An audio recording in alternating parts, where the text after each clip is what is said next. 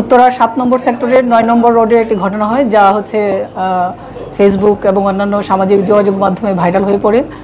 যে 5 জন উঠতি বয়সী যুবককে, এর মধ্যে 2 জনের হাতে রামদা ছিল, তাদেরকে দম্পতিকে আঘাত করতে অবস্থায় দেখা যায়। তো সেই ঘটনার সঙ্গে সঙ্গেই হচ্ছে আমাদের পুলিশের একটি টিম ঘটনাস্থলে উপস্থিত হয় এবং রেসপন্স করে। সেখানে অফিসার ইনচার্জ নিজেও কিছুক্ষণ পরে উপস্থিত হন। সেখানে আমরা ঘটনার যে বিবরণটা, সেটা হচ্ছে মেহবুল হাসান এবং পরবর্তীকালে যে মামলাটা হয় সেই মামলার বাদী নাসরিন আক্তার ইপ্তি, ওনারা বাড়ি ফিরছিলেন একটা রিক্সা যোগে। ওনাদের সামনে থাকা একটা রিক্সায় ইতিপূর্বে একটা ঘটনা ঘটে। এই যে বখাটিদেরকে আমরা গ্রেফতার করেছি, তাদের মধ্যে 3 জন, তারা 2টি মোটরসাইকেল যোগে যাচ্ছিল। তারা প্রচণ্ড শব্দ করছিল। সেই শব্দ করে যখন তারা যাচ্ছিল, তো এই ঘটনার প্রতিবাদ করেন আরেকজন রিক্সা, এবং তিনি তাকে রিক্সা থেকে নামিয়ে তাদের সঙ্গে যখন তর্কাতর্কি হচ্ছিল, তখন হচ্ছে এই দম্পতি সেই রিক্সা যাত্রীকে সাহায্য করার জন্য তারা এসে দাঁড়ান এবং বলেন যে কেন তারা রাস্তায় এই ধরনের ঘটনা ঘটাচ্ছে। এটা প্রতিবাদ করলে সেই যে উঠতি বয়সী যুবক 3 জন, তারা হচ্ছে তাদের হাতে থাকা যে রান্দা, সেগুলো দিয়ে হচ্ছে তাদেরকে ভয় দেখানোর চেষ্টা করে। এবং তারা যখন এই ধরনের ঘটনা ঘটে, তখন অত্যন্ত সাহসিকতার সঙ্গে মেহবুল হাসান তিনি একজনকে ধরে ফেলেন তাদের মধ্যে থাকা। তখন জনগণ এগিয়ে আসে, তাদের চারপাশে যে থাকা তারাও হচ্ছে আরেকজনকে হাতে হাতে তখন গ্রেফতার করতে সম্ভব হয়, মোবারক হোসেন এবং হচ্ছে রবি রায়কে, এবং তাদের সঙ্গে থাকা একটা মোটরসাইকেলও হচ্ছে আটক করা হয়।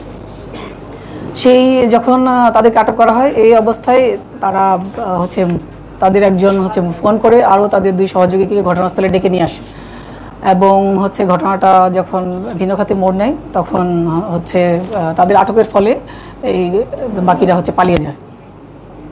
তো তাদের যে আটককৃত আসামিদের তথ্য মতেই আমরা হচ্ছে পরের দিন হচ্ছে আলফাজ ওরফে শিশির নামে একজনকে হচ্ছে আবদুল্লাপুর থেকে গ্রেফতার করি, এবং পরবর্তীতে তার দেওয়া তথ্য মতে আমরা হচ্ছে সজীব এবং সাইফ, এই 2 জনকে আমরা পরবর্তীতে টঙ্গীর মাজারবস্তি এলাকা থেকে হচ্ছে তাদেরকে আমরা গ্রেফতার করি। এবং আসামিদের সঙ্গে থাকা যে 2টো রামদা আমরা দেখতে পাই, সেগুলো হচ্ছে উদ্ধার করা হয়, এবং তাদের ব্যবহৃত 3টা মোটরসাইকেলের মধ্যে 2টি মোটরসাইকেল আমরা উদ্ধার করতে সক্ষম হই, এবং এই ঘটনায় হচ্ছে একটি মামলা দায়ের হয় সেদিনই।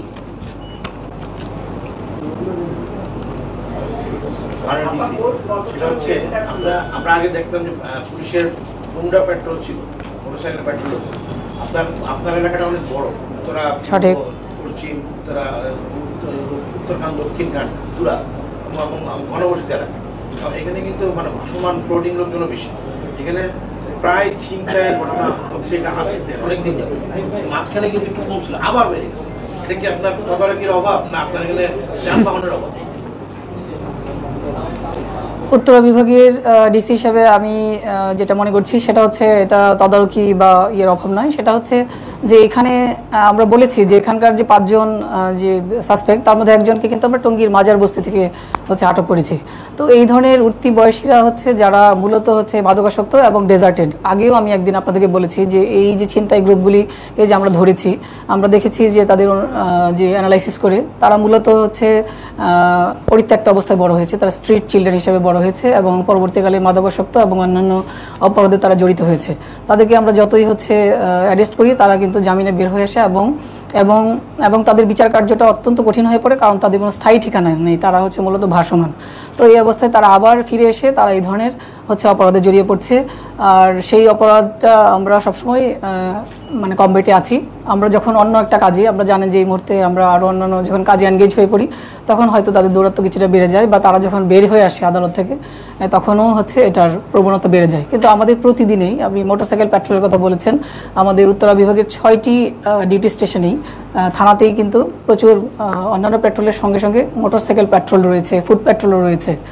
এবং আমরা রিসেন্টলি হচ্ছে আমরা দেখেছি আবদুল্লাপুর বা যে হটস্পটগুলি রয়েছে, সেখানে যে রাতের বেলায় যে বাস চলাচল করে, সেই কাউন্টারগুলির সঙ্গেও আমরা কথা বলছি, তাদের সঙ্গে যোগাযোগ করছি যে তাদের দিক থেকেও যেন আমরা দ্রুততম সময়ে তথ্য পাই।